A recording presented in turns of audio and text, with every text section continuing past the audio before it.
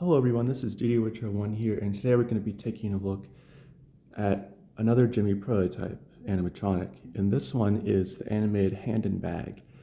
This item is very obscure. It was produced, but it wasn't sold at too many places.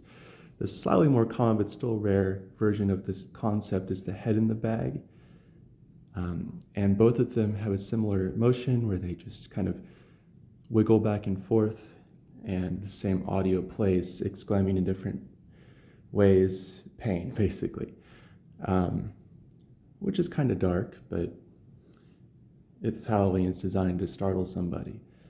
So this thing was found in a very weird place. I found this in the woods, and it seems pretty far-fetched, but when you get more context, it makes a little more sense. But essentially, I was in a haunt, and I was walking around, and I noticed there's like a weird canopy type thing that was pretty low down to the ground. I'd say it was like this high off the ground, and I saw a singular finger sticking out of a bunch of leaves, and I thought, that looks kind of familiar. Maybe that's like a Gemmy hand, because this is the same hand used on like Zoltan and Graves the Fat Butler and Ghastly Gentleman and Giles and a bunch of other things. And I wasn't expecting much of it, just a random hand prop, but it was actually this.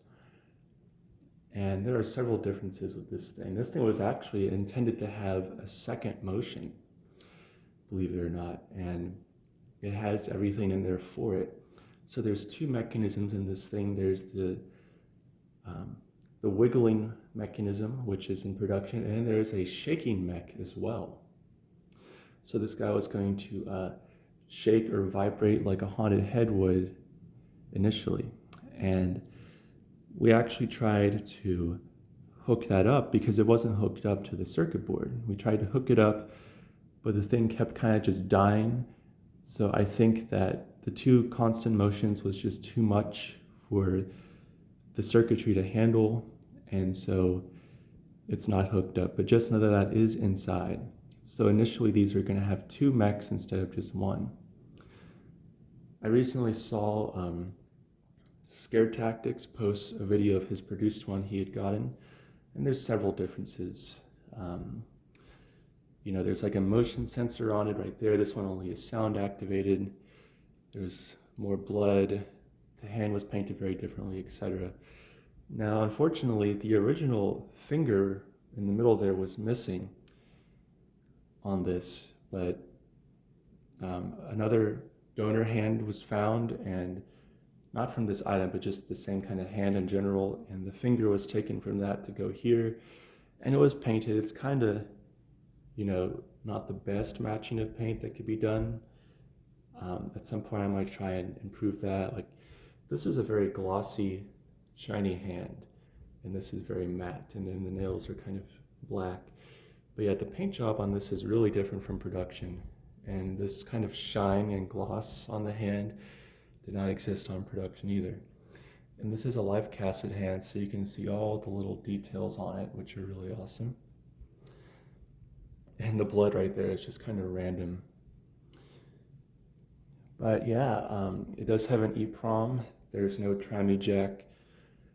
And it has seen better days. The black spots on there are, I believe, some kind of mold, but it seems to be deceased mold, so there's no worry there. And unfortunately, that just couldn't really come out. At some point, the red was a bit brighter, but not as much now. And then the rope was probably a much lighter color as well. That's about it for this guy, so now I'm just going to go ahead and get into some of the activations.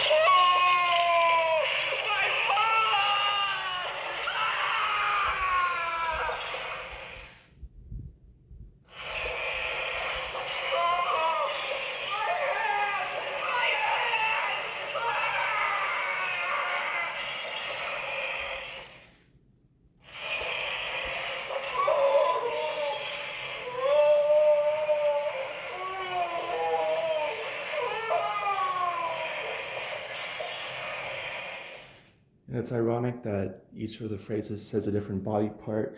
There's mention of a head, a hand, and a foot, and ironically, there are going to be 3 different body part bags, I guess, if you will, made, including a foot, but the foot does not seem to have been produced. However, it was prototyped.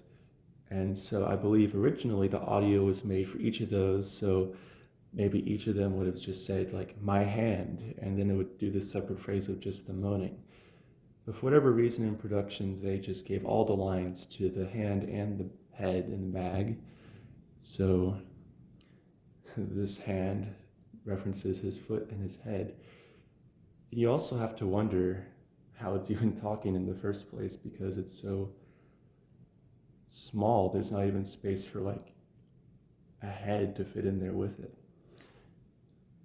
But anyways, guys, that's about it for this item. It's a very unique one to say the least, and it's a part of history, and I'm glad it was able to be rescued, frankly, and restored. And if the finger is ever painted better, then I'll do a new video on it. But hope you guys enjoyed. I've had this for a few years now, but recently there was some talk about it with a video by Scare Tactics. So I figured, why not film it? Thank you guys for watching. I'll see you next time.